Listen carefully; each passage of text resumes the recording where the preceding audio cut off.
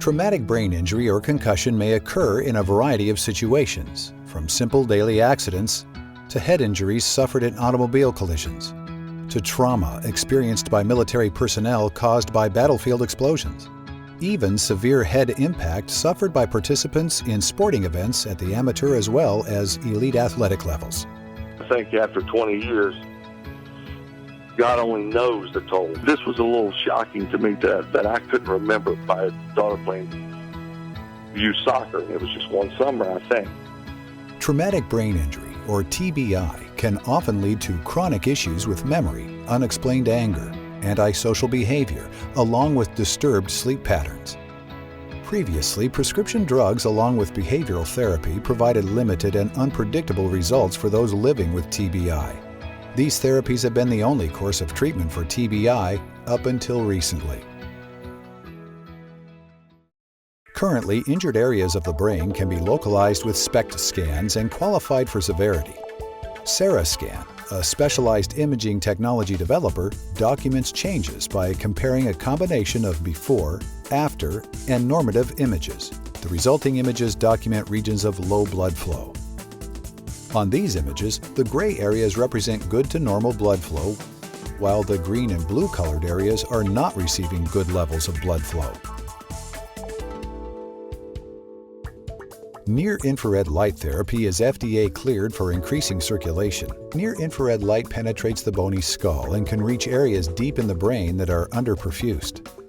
Research conducted by Dr. Michael Hamblin, principal investigator at the Wellman Center for Photomedicine at Mass General Hospital and associate professor at Harvard Medical School, suggests the fact that near-infrared light can penetrate into the brain would allow non-invasive treatment to be carried out with a low likelihood of adverse treatment-related side effects.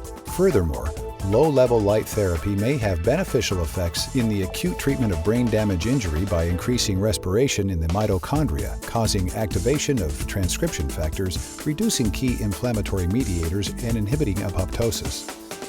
Near-infrared light is well studied and is known to cause the release of nitric oxide from red blood cell hemoglobin and thus is a powerful vasodilator. Then in 1998, the Nobel Prize was awarded to 3 U.S. scientists collectively for their discovery of nitric oxide. So now we know it's the main molecule produced by the cells that line every centimeter and inch of blood vessels. It maintains normal blood pressure.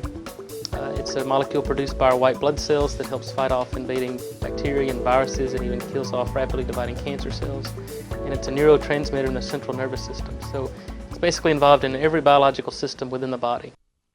The application of near-infrared light directly to the skull of a TBI subject will increase blood flow, but nitric oxide also causes angiogenesis, which is the growth of new blood vessels at the injured brain area site. Angiogenesis is a process that occurs naturally. When you have a wound, you heal that wound, it requires new blood vessels to grow into that area to supply the new tissue with blood. I've been impressed by looking at the SARAScan imaging technology that SARAScan has provided, which shows, I think, the chronic nature of sustained injuries within the brain 6 months, a year, 5 years after that injury had occurred.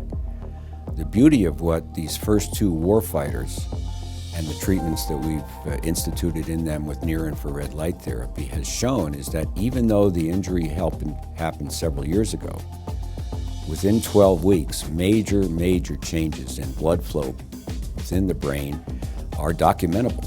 And associated with this are improved sleeping habits, better memory, less social disruption. There are a lot of positive things that I can't believe haven't been the result of better blood flow.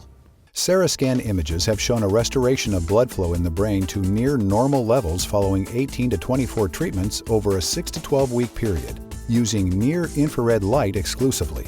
This protocol has proven sufficient to restore blood flow to near normal levels in an injured brain regardless of the time elapsed between injury and treatment. This increase is generally accompanied by a reversal of the TBI symptoms.